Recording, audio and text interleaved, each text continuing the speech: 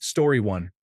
Woke up in the hospital a month later with casts on my legs, many fractures, and a damaged brain. Spent most of a year in a brain injury rehabilitation hospital, fortunately recovered well, and returned to my life. Though it was a bit different. That was almost 18 years ago. So far, so good. Story 2. The unexpected death of my daughter-in-law in January. She was just 40 years old. I had gone to bed sick that night and had turned off my ringer and alerts, so I missed the call from my son at the hospital. He had to walk home in the dark alone after she died in front of him. I'll never forgive myself for not being there for him or for her when she was in the hospital. Story 3.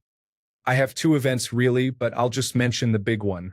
In junior year of college, when I was 20 or 21, I developed very unusual symptoms of insomnia, intense muscle soreness, slow movement, and a shaking right hand. After months of seeing different specialists, testing different medications to see if they helped, and finally a lumbar puncture, I was diagnosed with Parkinson's disease. This fundamentally changed my life moving forward. I finished college and went to graduate school immediately afterwards, but the fallout of the emotions and intense feelings of isolation caused me to leave. I later worked as a research technician for 4 years and finished my Doctor of Philosophy last year after 5.5 years of doing graduate school again. I achieved that goal. It's been almost 13 years now, and I can't say that any day since I started showing symptoms has been a good one compared to before.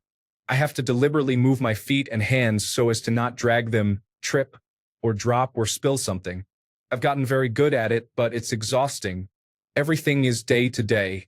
It's also psychologically isolating, since almost nobody can truly understand or relate, while it's also ended relationships when I told them about it. But I try to keep positive and look forward to something better coming in life. Story 4. Death of my 8.5-month pregnant wife and unborn child just 2 months ago. We were inseparable from when she was 18 until she passed at 33. Life changed a full 180 degrees. Story 5. When I lost my partner, it completely changed my perspective on time, relationships, and appreciating moments while I have them. It left a permanent mark on how I approach life. Story 6. When my life completely imploded, and in the span of 3 months, I went from being married with a cool job to being separated, jobless, homeless, and diagnosed with skin cancer. Everything changed, and I am not the person I was before that time. Story 7. September 11th, 2001. I was supposed to have been in the North Tower that morning. My 17 colleagues all died. Business meeting was canceled the night before, inexplicably. Story 8. Before bariatric surgery, I was almost 400 pounds and in constant pain from my spinal arthritis. I couldn't walk more than a few feet before I started hurting. After bariatric surgery and some physical therapy, I am now around 170 pounds. I am still in constant pain from my spinal arthritis, but it is significantly less than before and takes a lot longer to build up to intolerable levels. I have a full-time job again and I go hiking now. Story 9. Life turned upside down 5 years ago. A sudden health challenge almost took my life, had me in the intensive care unit for 3 weeks, in the hospital for 2 months, and out of work for almost a year. 6 weeks after returning to work, COVID-19 hit, and my family was among the first to have it in my area. Luckily, we came through okay, but my wife had it pretty bad. As life was returning to normal a year later, my kids' high school was the site of a mass shooting. 4 of their friends were killed that day. I often question if my near-death experience 5 years ago really resulted in my death, and I am living in some alternate reality. Life is precious, live each day you have to the fullest. Story 10. My son is developing a terminal disease that we had no idea about. He just turned 3, but the last 1.5 years has been a ride we never knew we would be on. Up until almost 2, he developed normally and was just the happiest little boy.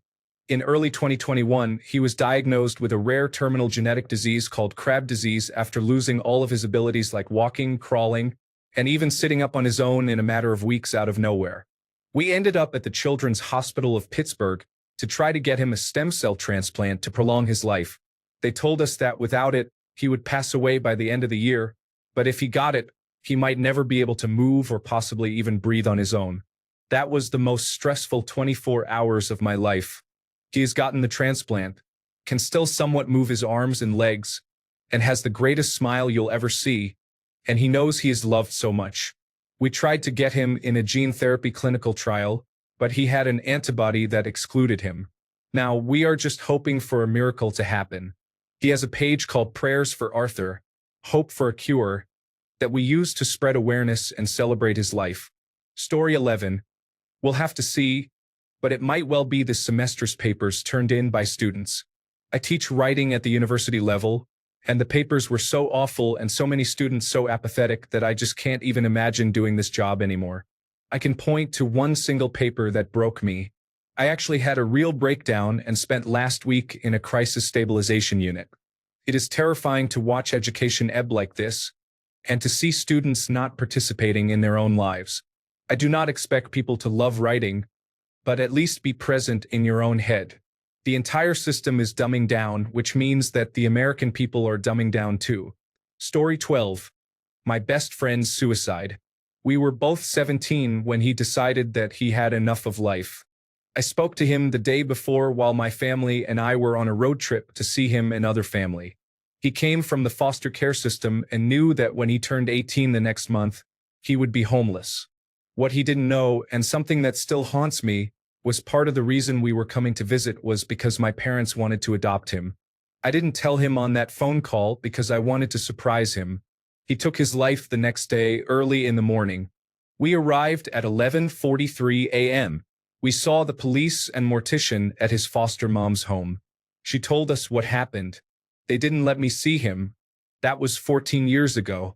I still wonder if things would have been different if I had just told him that we wanted him to be part of our family. Ever since then, while I have many friends, I have never had a best friend again. That was the day that I lost my rose-colored glasses. Story 13. When I was 15, a long time ago, Magic. The Gathering was pretty new and popular at my school. I was not popular, and I owe a great deal of that to myself, but for some reason, everyone was telling me I should come to this party one weekend. I was pretty happy that everyone seemed to want me to come. I thought it was weird that everyone was saying to bring my Magic cards, as it was an outdoor party. But hey, everyone wanted me there. So I go to the party and bring my cards. I'm having some fun, and it's a decent party. Anyways, one of my friend's girlfriends comes up to me and says, "Hey, you want to come smoke a joint with me?" I'm like, cool. Okay. We walk about 20 feet or so away from everyone else, smoke a joint, and have what I thought was a nice conversation. We walk back to the party, and she immediately says, "He touched me." So everyone could hear.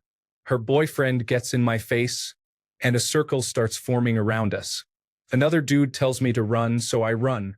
I'm overwhelmed with shame and fear that I'm just going to get beaten by anyone and everyone.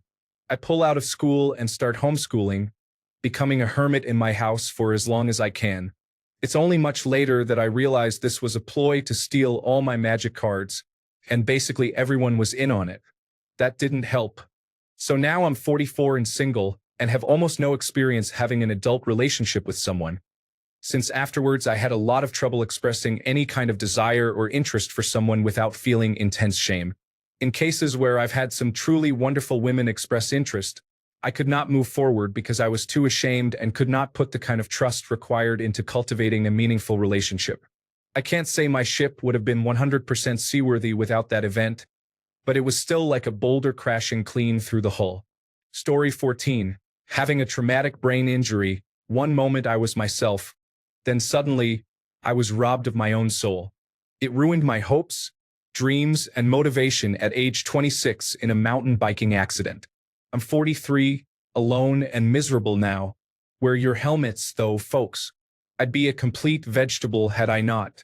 Story 15. Before, my biological parents died in a car accident when I was 13. Middle. I landed with a Mormon foster family. That went about as well as you would expect. After, I escaped the Mormons at 19 and have thrived ever since. Story 16. My husband's murder. I went from being a career-driven mother of 3 with a mostly stay-at-home husband to a single mother of 3 taking care of everything. Lots of things changed in my life, some obvious, some not. I am a completely different person living a completely different life now. Story 17. Suicide attempt. I had a number of them in late teens to early 20s. One came close enough that I lost consciousness and went into respiratory arrest. Paramedics saved me. After that, initially, I was angry and more lost than ever. Slowly, I began to work on myself. Left a poisonous relationship. Left college, which was a major source of stress and hurt, and pursued a career that I was passionate about. Spent time fixing the things about myself I found ugly or toxic and reworked my morals and ethics. Slowly improved, and over many years I became someone I am now extremely proud of. Have a partner that I adore, a career I love, and an overall positive outlook on life and my future. And it all stemmed from a point where I nearly lost everything. Sometimes your worst moments give you the most room to grow. Side note, I'm a paramedic now. Irony is fun. Story 18. Our daughter died, which brought about the death of my husband. I sold our house and moved back to my home city.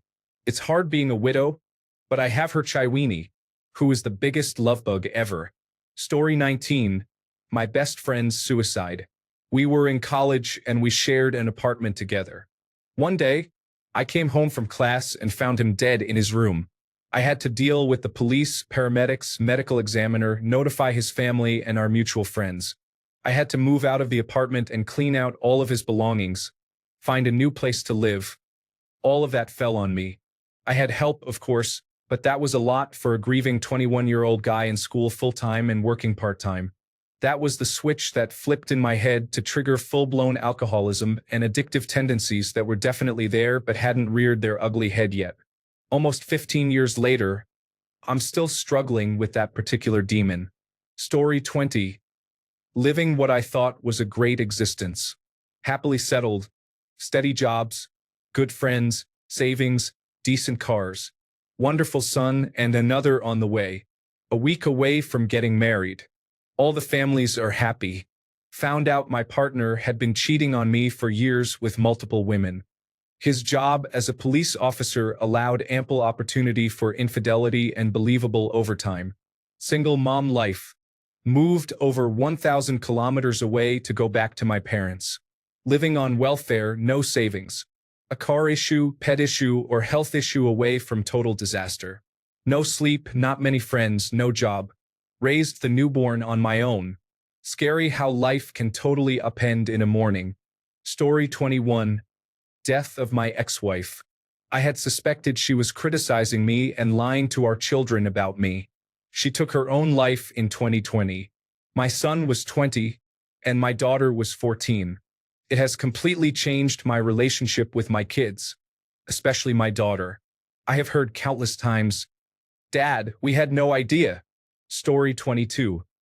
Meeting the man of my dreams and it being reciprocated, the passion, intensity, and heat between us. My body temperature went up around him. We were magnets. It blew up my life and made me reevaluate everything. We didn't make it, but I'm still glad I got to experience it. Story 23. Getting divorced. I wasn't married very long, but we got married, moved states, had a baby, got divorced, and I moved across the country back to my family within a 2-year period. Very much a before and an after. Story 24. 1992 my son was born. 2007 my dad was killed in a freak accident. 2008 my partner's son died by suicide. 2013 my son's father died by suicide. 2011 to 2014, 5 years of group therapy. Story 25. Starting at an alternative high school a month into my freshman year. It was a therapy-intensive school, and I am telling you I would be in jail if I had not gone there. They saved my life. Story 26. I used to think it was the death of my father when I was 11, but now it's the death of my brother when I was 36. Losing a sibling is surreal because you realize that they are like an external hard drive of your childhood. They were the only one who would have remembered this or that, or could correct the story, or topped it with something even crazier that you both shared. Losing them is like a compartmentalized, instant onset Alzheimer's where some of your most cherished memories get wiped from the earth, never to return. If your collected memories are all that you truly are, then I simply cannot claim to be the same person after his death. Story 27. Senior year of high school. Nobody cares about what happened to me, but I will be brief and say it dramatically scarred me. I have not been the same man since. I have not forgiven the perpetrators, and I will definitely say that it is the before and after time of my life, between being happy and being miserable. Story 28. A breakdown caused by obsessive-compulsive disorder in 2021 left me actively planning my end. I almost went through with it, but my parents surprised me with a puppy, and that puppy saved my life.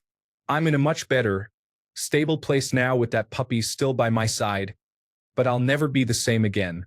No one really tells you that you might survive the attempt or near attempt, but something in you still dies, and that part of you is just carried with you for the rest of your time like a scar on your heart or brain, whatever. Story 29. The death of my infant son. The way my heart shattered and the way my whole being was traumatized by losing him so suddenly and unexpectedly is the most distinct before and after feeling. I feel like I can see the change in me from photos from just right before he passed, where everything in me was happy and calm, and there was that sparkle in my eyes of pure happiness with my kids. Then after, you can just see sadness. Even years later, when I am happy and smiling, you still see the pain and sadness that lingers over and misses my boy every day. But the way I was changed by being his mama is a very distinct before and after, too. I just love and miss him so much.